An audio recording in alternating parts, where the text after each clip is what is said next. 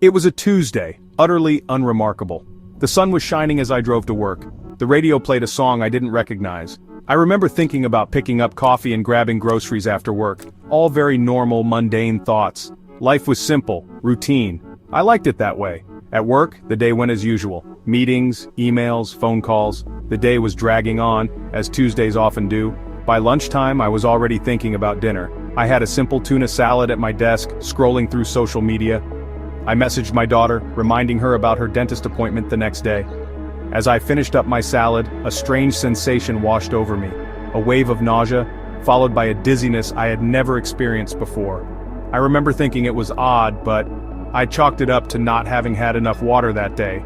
I got up to refill my water bottle, thinking a little hydration would set me right. That's when the world decided to turn itself upside down. My vision blurred, the room started spinning, my legs turned to jelly, and I collapsed to the floor with a thud that echoed through the otherwise quiet office.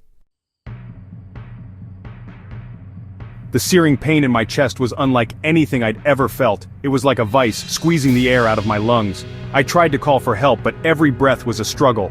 Panic, cold and sharp, shot through me. I could hear a ringing in my ears, growing louder by the second. My vision started to fade at the edges, the world shrinking until all I could see was a pinpoint of light.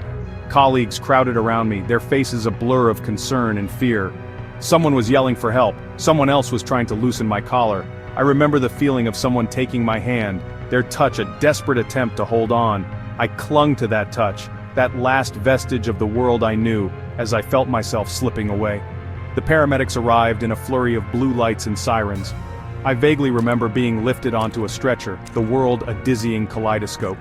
Faces swam in and out of focus as they worked on me, their voices a low murmur in the distance. I wanted to ask them to hurry, to tell them I was scared, but the words wouldn't come. Then even the struggle to breathe ceased. There was just nothingness.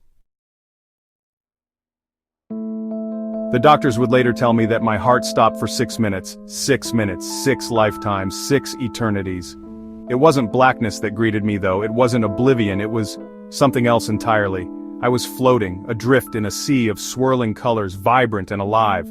Shapes, geometric and fluid, danced before my eyes. It was beautiful, unlike anything I could have ever imagined. And then I saw them. Figures, shrouded in shadows, emerged from the swirling colors. Their forms were indistinct, their faces hidden, but their eyes burned with an unsettling intensity, a coldness that sent shivers down my non-existent spine. They spoke, if you could call it speaking. It was more like thoughts, impressions, injected directly into my consciousness. Their message was simple, chilling and undeniable. This is not your time. Go back. The force of their command pushed me back, away from the swirling colors and the shadowy figures. I felt myself being pulled, like a swimmer caught in a riptide, back towards the world of the living. The next thing I remember is gasping for air, the sharp sting in my chest a distant echo.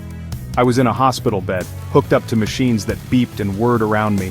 My body ached, heavy and foreign. But I was alive. I had been to the brink and pulled back. 6 minutes. 6 minutes that changed everything. I used to scoff at stories of the afterlife, dismiss them as hallucinations or wishful thinking. But now, I wasn't so sure. I had seen something, felt something in those 6 minutes, something real, something terrifying, something impossible to ignore. The world seemed different now, sharper, more vibrant. The mundane, everyday things held a new significance. I still don't know what awaits us on the other side, but I know this. Death is not the end, it's a transition, a doorway to something else. And while I don't know if we get to choose when we walk through that door, I am eternally grateful for those 6 minutes. 6 minutes that showed me the fragility of life, the immensity of the universe, and the chilling truth that not all who welcome us into the great beyond do so with open arms.